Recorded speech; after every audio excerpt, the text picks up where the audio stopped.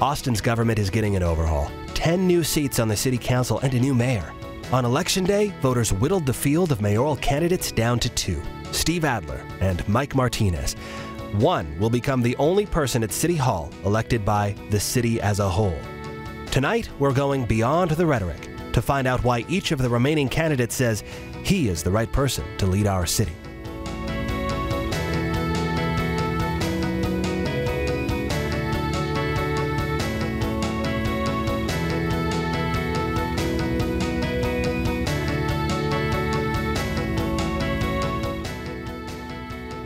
Support for Civic Summit comes from Google, a global technology leader focused on improving the ways people connect with information.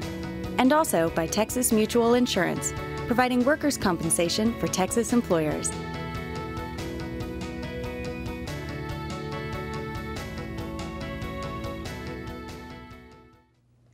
Hello, and thanks for joining us for Civic Summit Mayoral Runoff Conversation, a joint production of KLRU, Leadership Austin, KUT, and the Annette Strauss Institute for Civic Life. I'm Nathan Bernier with KUT 90.5, Austin's NPR station. And tonight I'm sitting down with the 2 candidates still standing in the race to be Austin's next mayor, Steve Adler and Mike Martinez. You can join in this conversation by using the hashtag #CivicSummitMayor. Now, this isn't the first time these 2 have sat down for a forum, so we're hoping to make this one a little bit different tonight. We're going to talk about leadership. Why each candidate is the right person to lead a brand new form of council made up almost entirely of new faces. So first, let me introduce you to each of our candidates. Steve Adler is an attorney and philanthropist. He's lived in Austin for 36 years. He's originally from Washington, D.C. He served on the board of a number of Austin nonprofits, including Gen Austin, Breakthrough, the Long Center, and Ballet Austin. He lives in West Austin. Mike Martinez is a current Austin City Council member and former Mayor Pro Tem. He chairs the board of Capital Metro. Mike is a former Austin firefighter and former president of the Austin Firefighters Association. He lives in East Austin. So first question, you guys, which was shared with both of you before tonight. What have you learned about yourself over the campaign that will help you govern? And we'll start with you, Steve, because you're sitting closer to me. Okay, well, great, and I appreciate the opportunity to be here and to talk with you and with Mike. You know, there's a lot that I've learned over the course of this campaign. In fact, I tell a lot of the friends and people that I talk to that everybody should do this once. Everybody should run for mayor just to go through this experience. The people that you get a chance to talk to and get a chance to meet and the situations you find yourself in are just truly extraordinary. But I've learned a lot, and I've learned a lot about myself. Picking one thing, I've learned that I have a farther way to go to become a better communicator than I thought. You know, I've been in a courtroom, so I've done a lot of communicating over the course of the last 30 years.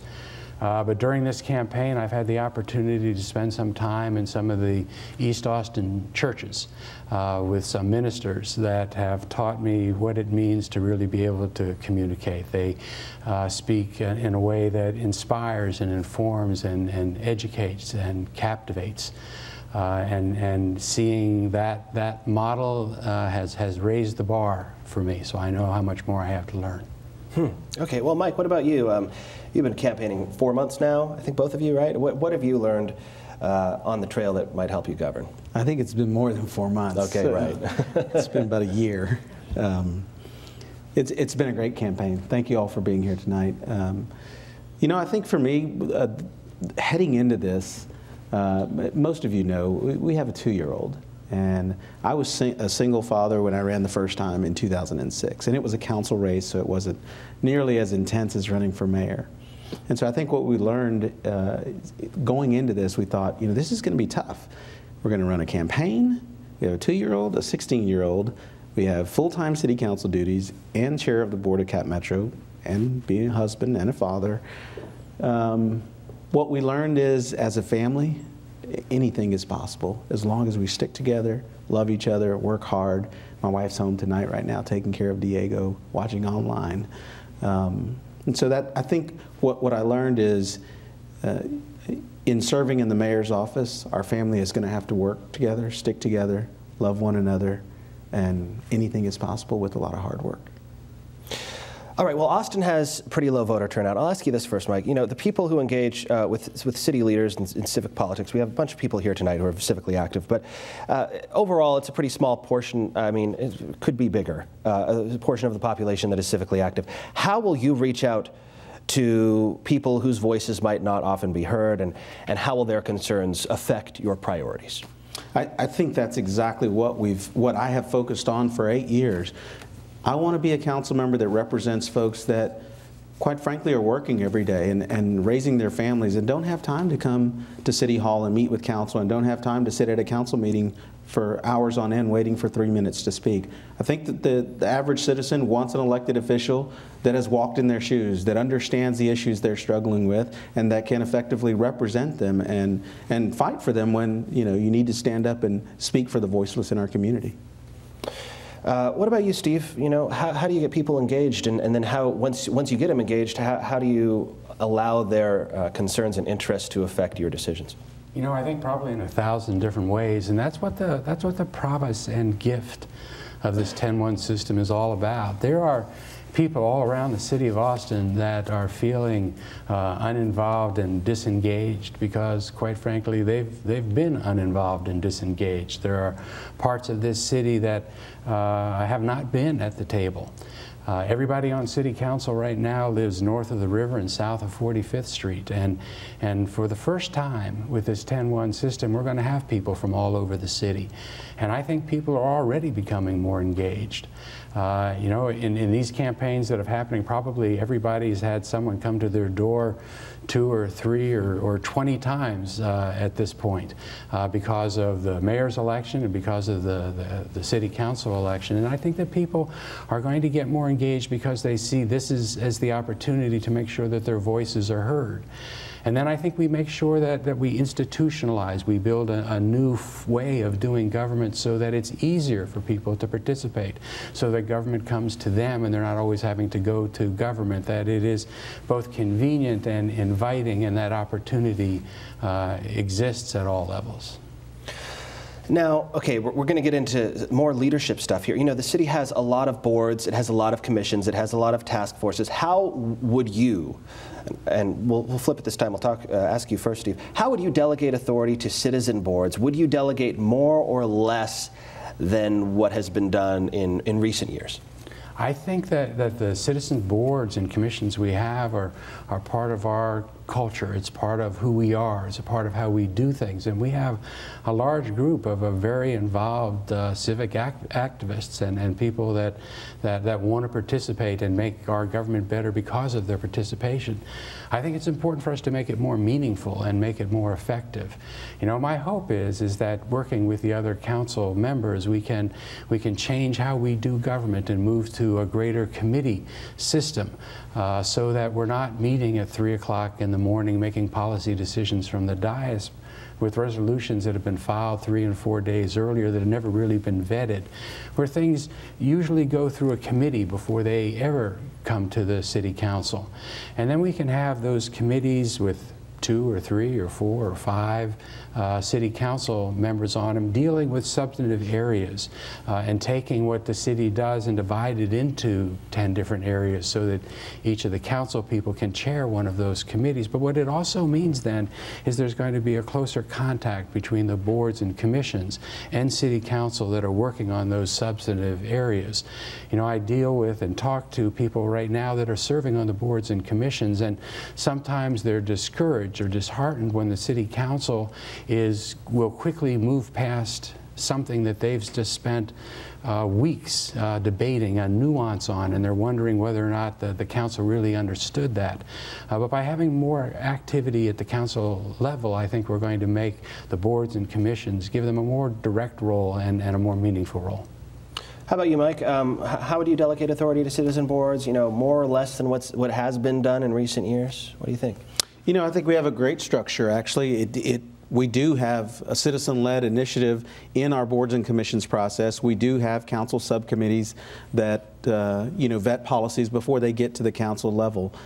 Ultimately, government is, it operates under a certain procedure. just like at the legislature is very heavy with a committee process. But even at the Texas legislature, once a bill hits the House floor or the Senate floor, it can change, it can be filibustered, it can go on forever, as we've seen in past sessions. Whenever you have a process that leads to the ultimate decision being made by the governing body, that is democracy. And sometimes it takes time. Sometimes it means things are going to pass that didn't look the same as when they came through the committee structure. Here's what I think is going to happen, though, and it's going to take a little while to kind of get past this learning curve. You got 10 council members from 10 different districts, and we have probably 60+ board and commissions. So now that's 11 citizens that we have to find for those 60+, and some of those boards and commissions are more than 11. Some of them are going to be 22 because of the current definition of how we appoint citizens. So when you think about it from that perspective, those districted council members, they're going to be pressured to appoint someone from their district to represent them on those issues. But I want them to understand you have to look throughout the city, because there are folks that are committed and that have background and experience that can serve us well. And they may not be from your district. They may be from a neighboring district, or they may be from across town. I don't want this district structure to impede the citizen process. I don't want it to be to get bogged down at the district level. I want to help our council members think beyond that and really find the strengths that we need to make the boards and commission system work moving forward with this new form of government. Well, then let me give you a hypothetical situation here, because it's a totally new form of government.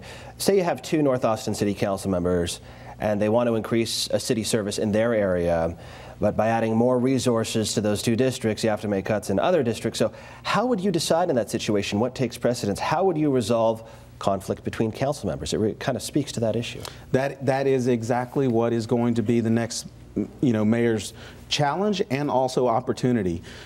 We're going to have council members from a district system. And by the way, I supported single-member districts since before getting on the council. I think it's way beyond time that we move to a geographic form of representation. I think we're going to have one of the best city councils we've ever seen because of what Steve mentioned. We're going to have folks from every corner of the city.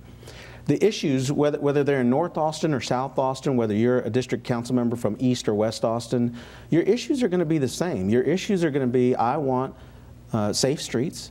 I want safe neighborhoods. I want my kids to have a good education. I want good job opportunities. I want a good economy. Those things are going to rise now, I think, to a more common ground level among the district council members. Whether you live in Dove Springs or whether you live at 360 and 183, those issues resonate with the residents. They want their city services on time. They want their pools open in the hours that they need them open. They want their libraries open in the hours that they want.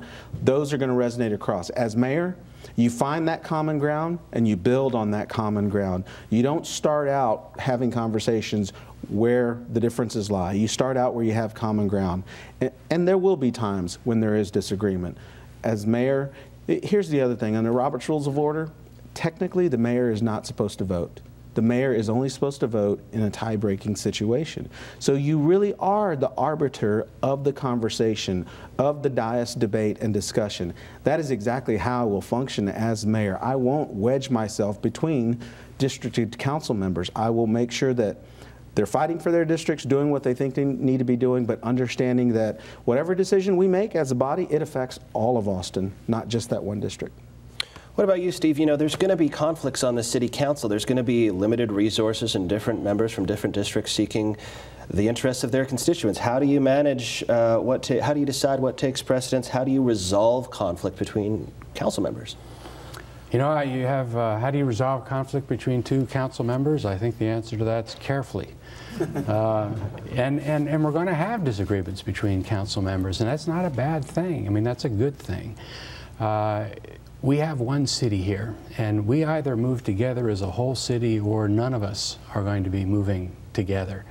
There's a lot of common ground, and you begin with that common ground and you build off of that.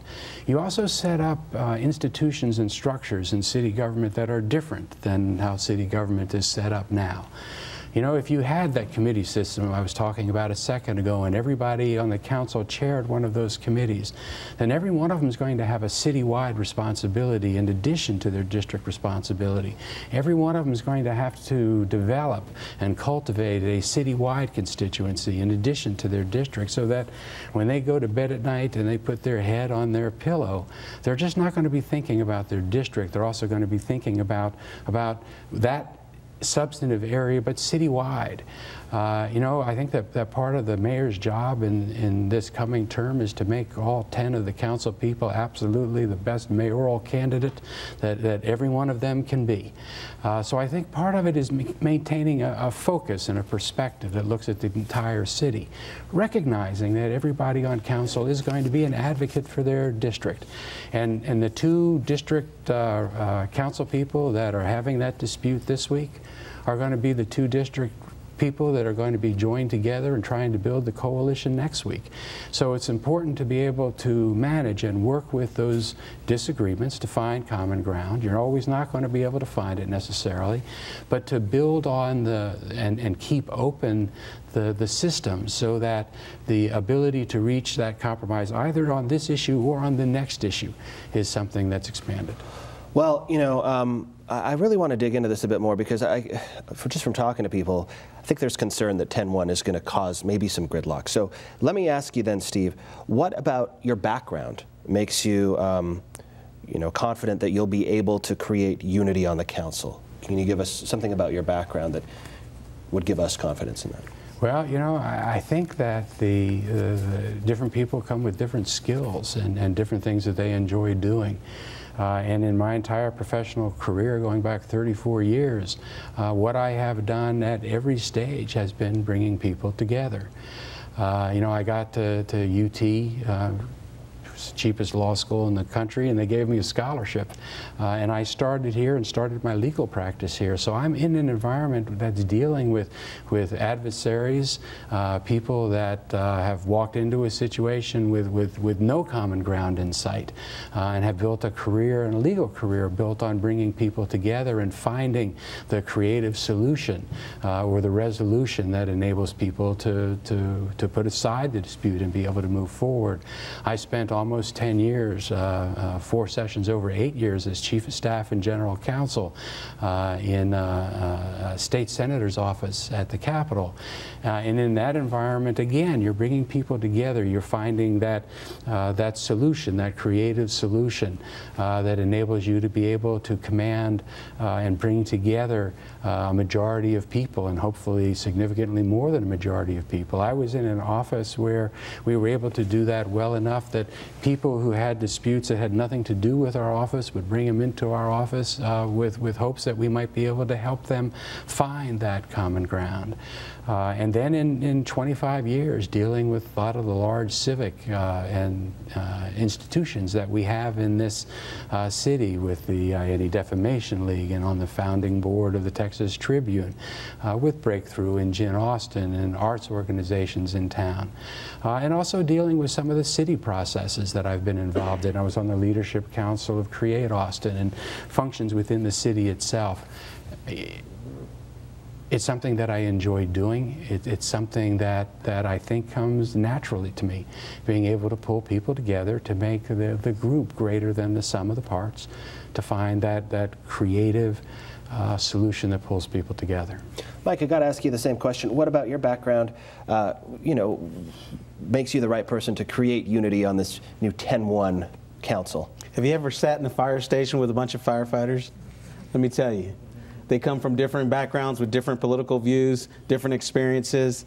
Now try leading 1,000 of them in one direction. Try to get them to come to a consensus on things like a labor agreement, with a lot of strife and discussions that's gone back and forth with the city manager, with the mayor and council. You know, as the president of the firefighters and as a leader in that organization, I was elected the vice president of the firefighters 1 month after getting off of probation my rookie year as a firefighter. That's what I've done for 22 years, is find that common ground, not be afraid to have those difficult conversations, to tackle the difficult challenges we face, but then coming up with creative solutions when there is a stalemate, when there appears to be no other direction to turn, finding that solution and moving it forward. I think that my background as a firefighter serves me perfectly well for elected office. In a sense, it's very similar.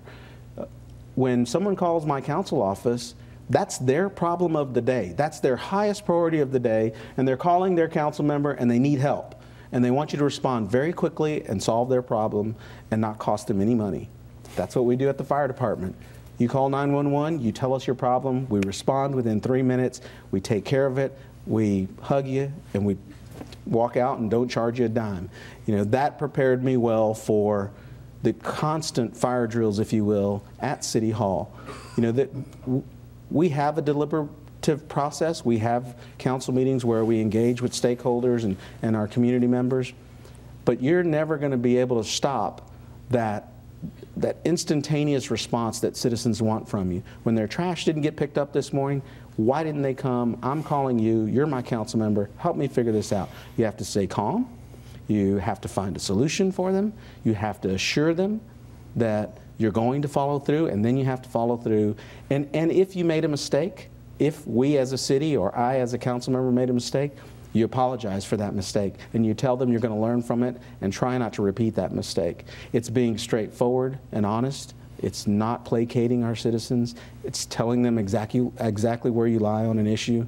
But here's, I guess, one of the things that I think distinguishes me from a lot of my colleagues, and I think from Steve a little bit. He's never served in office, so I can't say that it's a clear distinction, but I'm not afraid to take on very difficult issues that I think are important for all of Austin.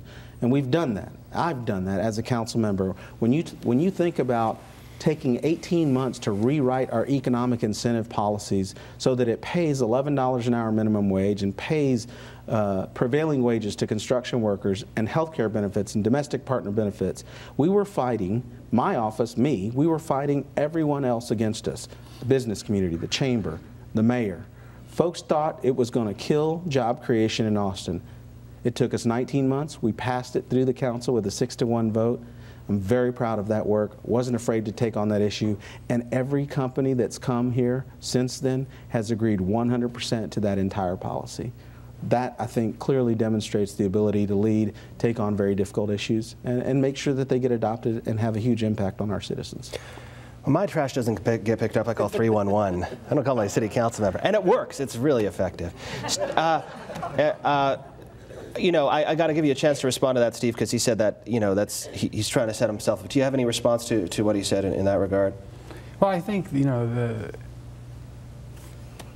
being mayor means you tackle difficult issues. And it also means you find new direction and resolution for the difficult issues.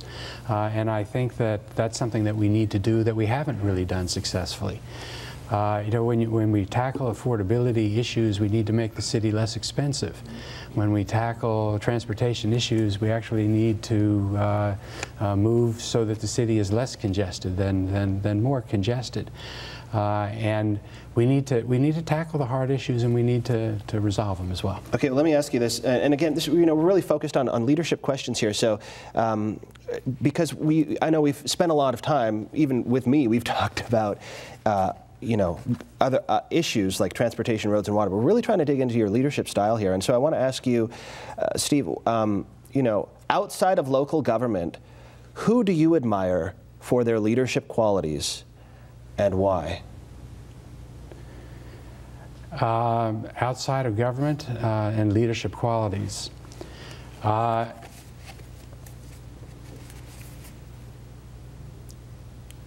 There are some executive directors of nonprofit organizations in this city that I think are doing an extraordinary job. And two come to mind, Cookie Ruiz and Julia Cuba. Both run nonprofit organizations in this city, and I think they're both amazing. The challenges that nonprofits have to deal with anywhere are pretty extensive because resources are limited and there's a lot of competition for attention. But both of these women are strong, and both of these women have been able to run nonprofits in a way that both is fiscally responsible, but also to develop cutting-edge programs to deliver the services or the product that their organizations are doing. Cookie Ruiz with Ballet Austin, which has become a national leader in that art field, and not only has great art, but has been able to develop a program which is socially responsible and uses art as a convener for community conversations. She's done just an amazing job. And Julia Cuba, who's done several different nonprofits, the Girl Scouts and the Girls Empowerment Network, providing incredible service for girls and young women in our community. More in the trenches with a smaller organization that's battling those kinds of challenges that organizations that size deliver. But both of them have been able to move organizations forward in ways that are exciting to watch and inspirational. Okay.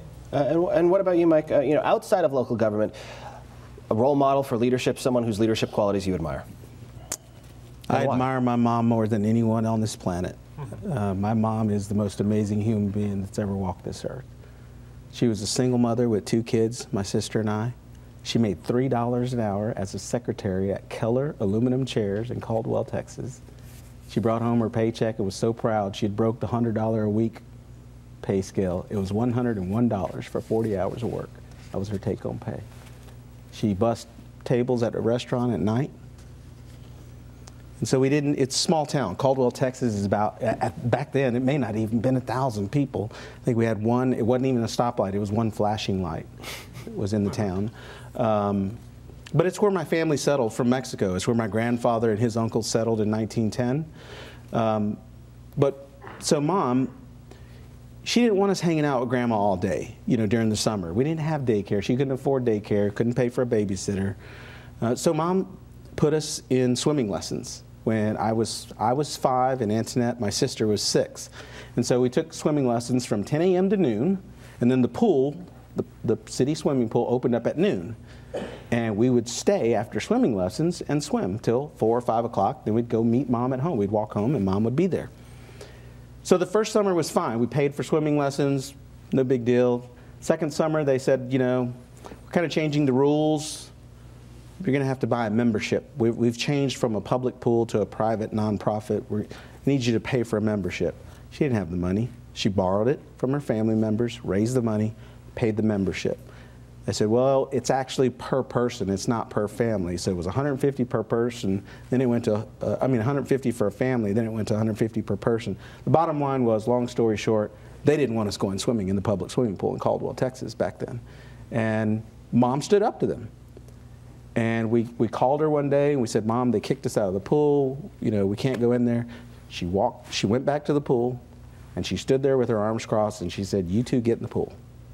And everybody cleared out and we were crying. We were like, Mom, don't make us do this. And she said, get in that water. And she stood there at the front of the swimming pool with her arms crossed and watched her kids get in the water. And of course the lifeguard just, you know, he ran the pool and he said, yeah, Miss Martinez, you have to go. You have to stop.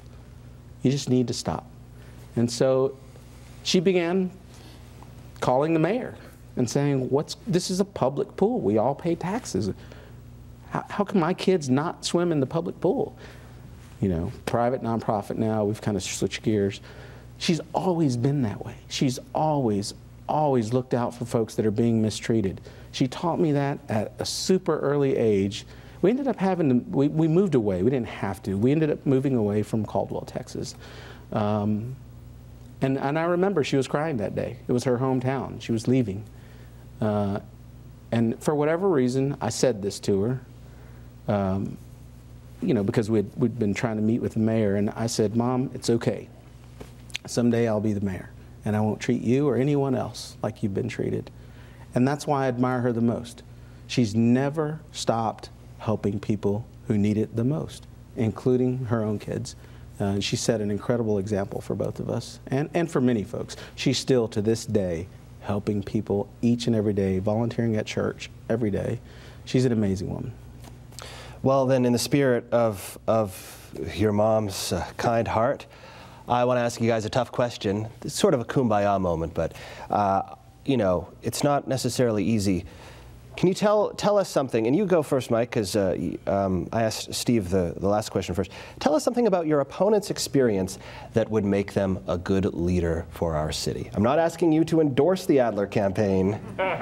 What do you... That would be okay. Yeah. Let's not preclude that. But I mean, come on, both you guys are civically active. You care about your city. What do you see in Steve that could make him a good leader for our city? From what I know, he is an incredible attorney, extremely, extremely smart, and I think that's going to serve him very well should he win this election. He has, you know, and again, I don't know Steve very well. I've gotten to know him on the campaign trail, but trust me, I hear folks that know Steve and what they say about him, and they admire him a great deal for his intellect, for his ability to negotiate extremely, extremely difficult scenarios and situations. I think that's going to serve him very well as an elected official. And Steve, same question to you. Tell us something about Mike Martinez's experience that you think might make him a good leader. I think he's a fighter. You know, not only literally in terms of coming from a background where you serve the city, as a part of the public safety infrastructure that we have, but there's a resolve that you have and a determination and a grit, and I think that fighting characteristic is something that has served you in the community well. Don't you guys feel great? Can't we just be co-mayors? No, we can't have that. Come on, if we're going to blow government up here in Austin and change it, let's change it all together. Well, let's blow it up a little bit more here, just theoretically. I got another question for you. You know, for you, Steve, first. There's been some discussion about a strong mayor form of government. That would be another dramatic leadership change in our community. Is that ever on your mind? And if you had executive authority to do anything in Austin, you know, what would you do with that power? You know, we do have what they say is a strong city manager, weak mayor form of government. When you look at other cities nationally, the trend is to move towards strong mayor governments, and it wouldn't surprise me at all if the city of Austin didn't follow that same course.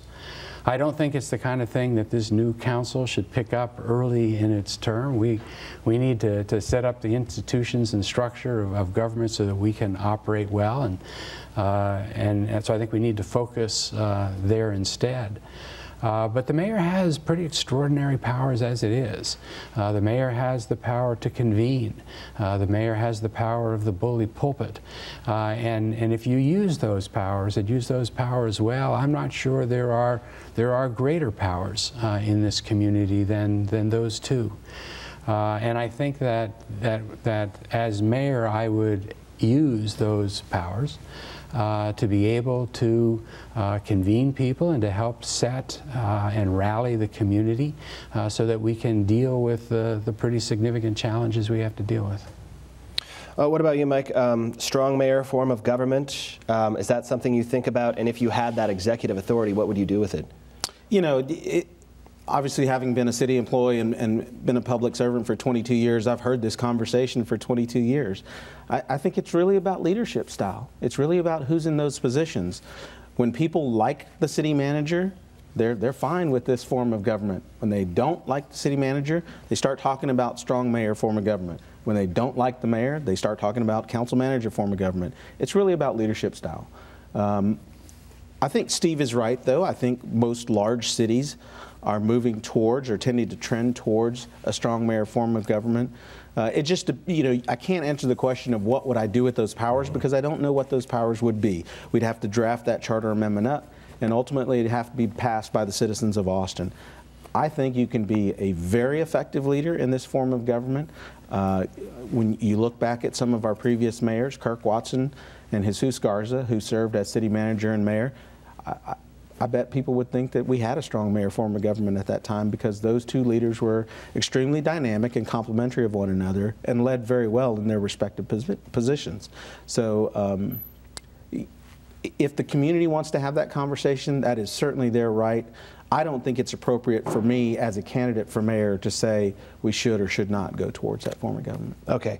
Well, the city has definitely seen a big change in demographics, age and ethnicity over the last 10 years. So if you were mayor, Mike, how would you address these changing demographics? And specifically, let's take a look at a few groups: rising young professionals, the growing pre-senior demographic, and we've also had a growth in international residents and a decline in African Americans. I know that's a lot there, but just give me an idea, broadly speaking, what do you see as the challenges with the demographic shifts that are happening in the city, and how would you address those challenges? Obviously, the challenges are things like gentrification in historically minority and ethnic communities in Austin, East Austin. We're talking about East Austin. We have worked on with State Representative Eddie Rodriguez on the Homestead Preservation District. To me, this is a policy that really does speak directly to what is happening in East Austin. New residents are moving in. New residents are either remodeling or rebuilding homes, causing property values to go up. An older long-term resident next door who's been there 30, 40 years now sees their values start to go up, and they're on a fixed income, and they get pushed out of the neighborhood. The Homestead Preservation District would stem that tide of gentrification. It's not the only policy that we should work on, and it's not the solution to all of those issues, but it certainly is one area where the new can continue to come into Austin without having the negative effect of pushing the long-term residents out of East Austin. It would allow them to stay in their home. It would allow the new residents who are paying that higher property value and higher property tax bill to use a portion of that to offset the rising property tax bills for the older long-term residents. It would allow them to stay in their homes longer. So today, if you sell your home in East Austin, depending on its condition and age, it's a few $100,000. But what if you could stay there another 10 to 15 years? The value of that home would be exponentially more. So those long-term residents would be able to stay there, not be priced out because of rising property taxes, and then sell for a much greater value in the long run whenever it is they determine they want to sell their home. That's one issue. Mm-hmm. The young demographic that you talked about, we have to get them more engaged. They are engaged to a large extent, but like many groups, it's a certain few. We need this young professional community that is going to be the future leaders, if they aren't already leaders in their own right, to get more actively engaged, more involved, serving on boards and commissions, participating in the civic process. We hear from many of them, via Twitter and through social media forums. Tonight, I'm sure you're getting a lot of hashtag questions and things coming in. But it's more than that. You have to roll your sleeves up and get involved.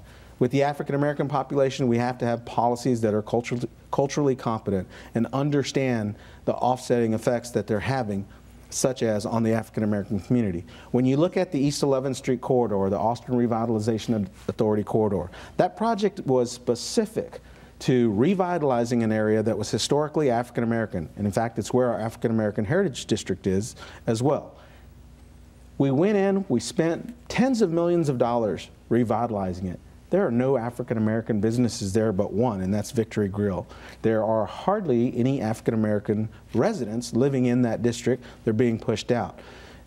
It is a very difficult issue to address.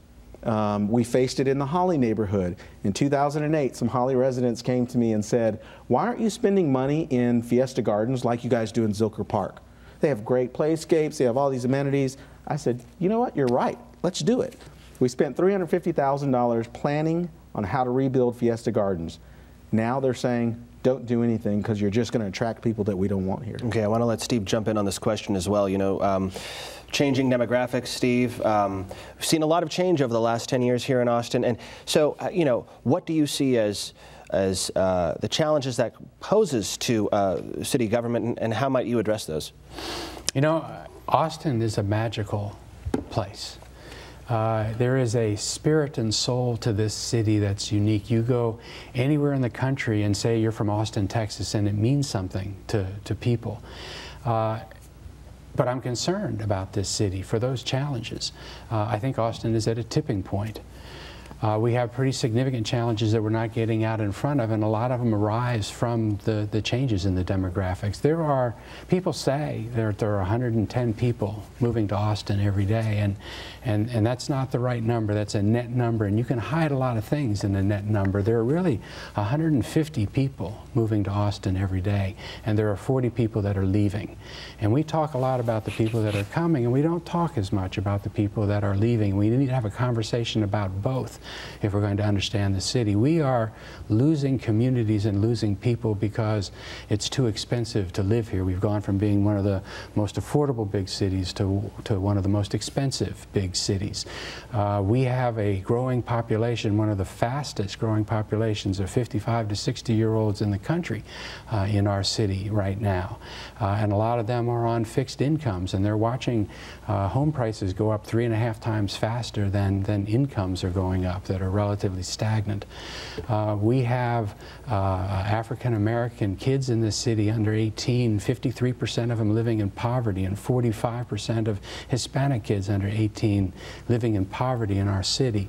So we have to deal with those, and we have to provide greater opportunity for people. We need to start with helping, like Mayor Castro did in San Antonio, moving toward universal pre-K for 3-year-olds and 4-year-olds, so that kids start school in the right way. We need to increase the training for middle-class jobs so that the people that live here have an opportunity to move up the economic ladder. We need to revise the property tax system in ways that state law allows us to do it so that people can afford to stay in their homes.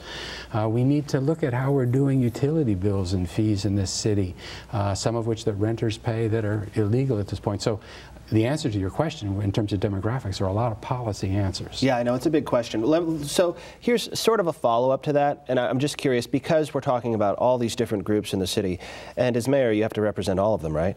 How do you go about seeking out, listening to different perspectives and opinions on an issue to sort of widen and broaden your perspective?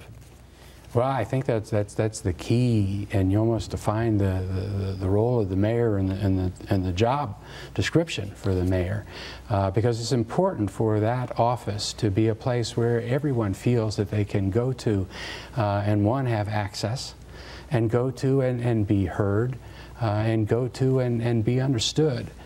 You know, as you go around the city in a campaign like this, you begin to see at a 60,000-foot level trends and patterns that you might not have seen before, because there's so much information coming to you and so many people coming to you at once.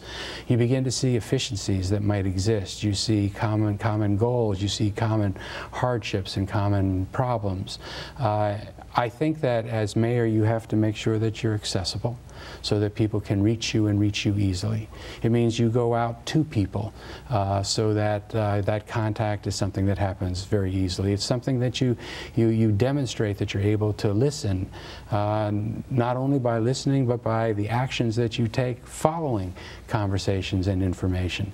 And then it's a question of assimilating that information from lots of different places, and then trying to find, again, the creative solutions, the next steps, the cutting-edge approaches. It's reaching out and looking at what other cities are doing, so that we're not always trying to reinvent the wheel ourselves, but finding those best practices. It's making for a very big tent, and trying to harvest the talents that come from a very wide community. Same question to you, Mike. How do you go about finding and listening to different perspectives and opinions on an issue? Yeah, you finished your previous comments by saying, as mayor, you have to represent everyone. And I would say, as a council member, you have to represent everyone as well. And we must not lose sight of that. That is going to be one of the jobs that the mayor has to impart upon this next council is, yes, you're in a district, and yes, you have a constituent base, but you represent all of Austin. I used to teach. I was the only cultural diversity training for the Austin Fire Department, believe it or not, and I trained all 1,000 firefighters. And there's a component in that training that I think is extremely effective when it comes to leadership. You have to learn how to listen to hear, as opposed to learning how to listen so you can speak. And that is very significant when you're in a leadership role, such as a council member or a mayor. What you're listening for is that person's true, what we called in the training, you're listening for their true ouch. What is, because it really is specific. They may be very frustrated and give you all kinds of reasons as to why things are not working the way they want them to work. But you have to be able to critically listen to what they're saying and figure out, what is it that I can do to help you, to help solve this problem that you've brought to us. I think that is a skill set that is sorely needed by most, if not all, elected officials. It's that listening component that, you know, you hear about politicians and elected officials and, wow, they speak so well. They're such a good speaker and they're such a good motivator. You have to be a better listener than you are a better speaker. All right, let's shift gears here for a quick second. I want to throw out the Keep Austin Weird mantra for a moment, and I want to throw out the live music capital of the world.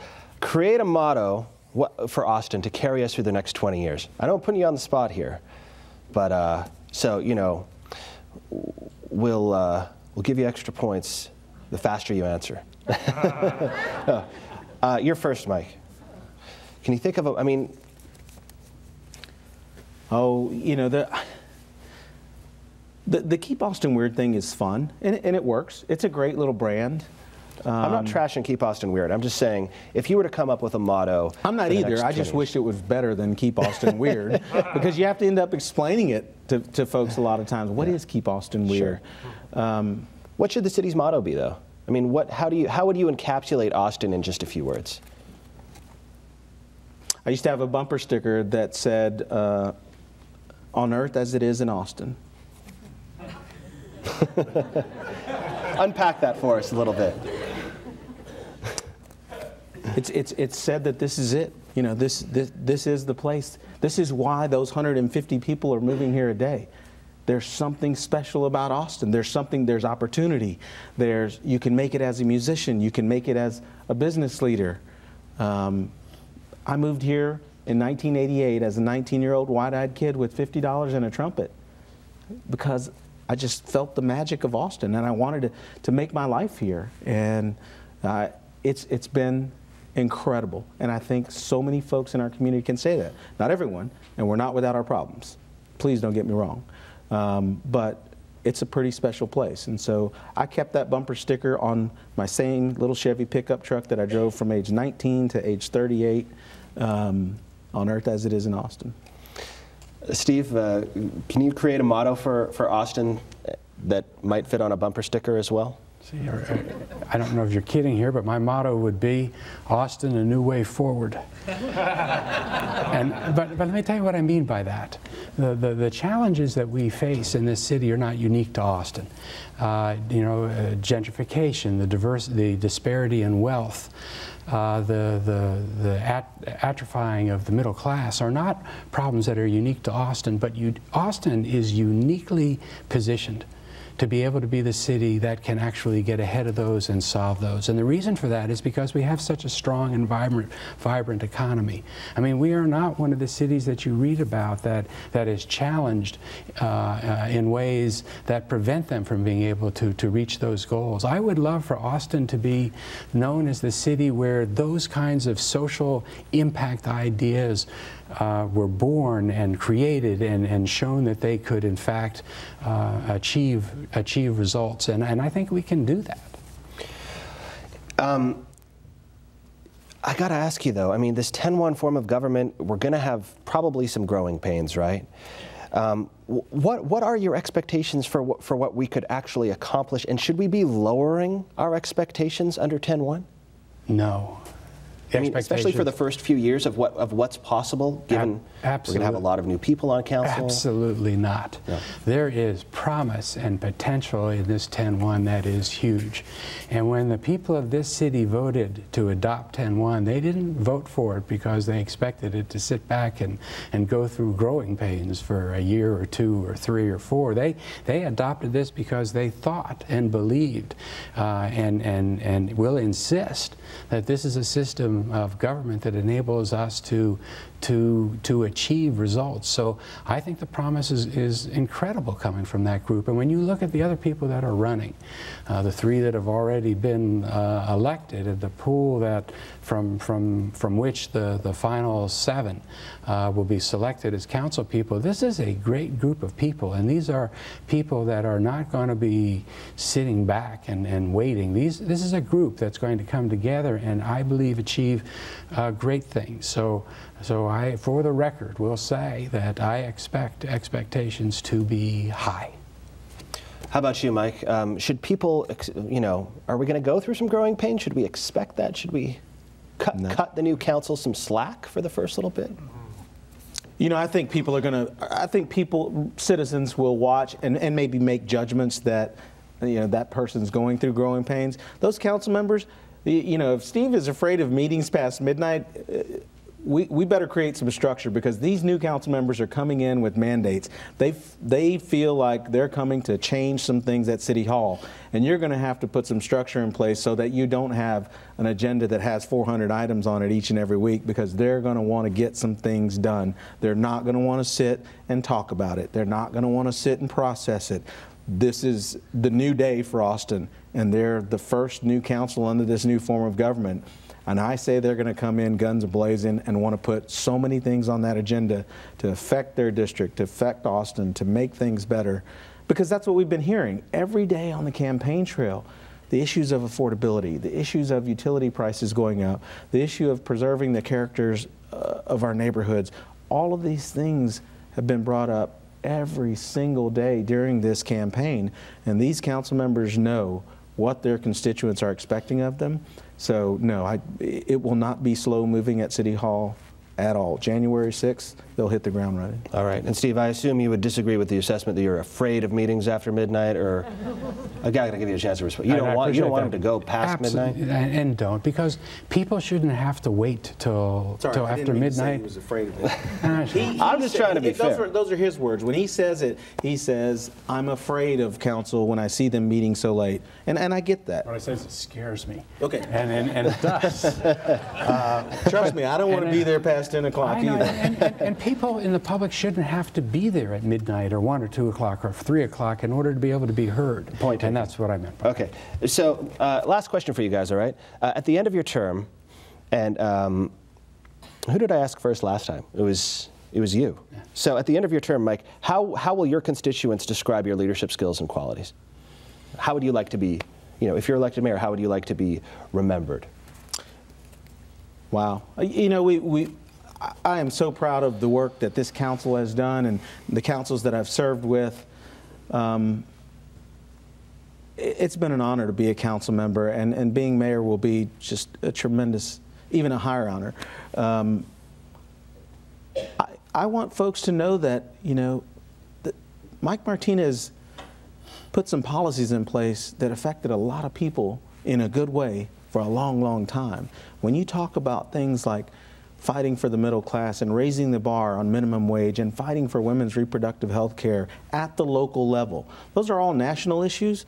But what I would say to this new council coming in, you don't have to wait on the legislature. You don't have to wait on Congress to get things done. You can start at the local level, and it can grow up organically from here. And that is what I'm proud of, that we've done so much of here in Austin, Texas. We pushed the bar forward. We pushed the bar higher as it relates to initiatives that we take upon ourselves.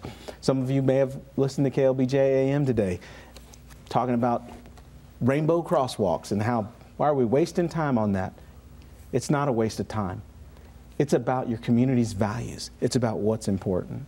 All right. Thank you, Mike. And same question to you, Steve. If you're elected mayor at the end of your term, How would you like constituents to describe your leadership skills and qualities? I think probably if they would say that I had been effective, because I think bottom line, that's what you want from a leader. You know, I grew up in Washington, D.C. My brother and I were the first in our family to go to college. I could only go because they gave me a scholarship, and I went to Princeton that way. I came, as I said earlier, to law school here in Texas because it was the cheapest law school, and they gave me a scholarship. My father died when I was 21, and my mother followed him 6 years later. So I know what it's like to get support and help and have opportunities opened for you. And I have spent my entire life and career trying to wedge my foot and shoulder in that door to ensure that other people have that same opportunity. And I think that that's what you want government to do. You want everyone, wherever they are in this city, to feel like they have an equal opportunity, that they too have a chance to succeed and provide for their families and improve their station in life. There are wonderful things that are happening in this city, and we have to maintain those, but we also have to make sure that it's shared by everybody. And if we're able to do that, and people would say, hey, Steve was effective at getting that done, that would be where I would like to get. All right. Well, that's all the time we have for tonight. So thanks to both of you guys, Steve Adler and Mike Martinez. And this conversation will be available on YouTube and on KLRU TV. Early voting in the runoff election starts December 1st. Election day is December 16th. So write those dates down. For KLRU, Leadership Austin, the Annette Strauss Institute for Civic Life, and KUT 90.5, I'm Nathan Bernier. Thank you so much for watching.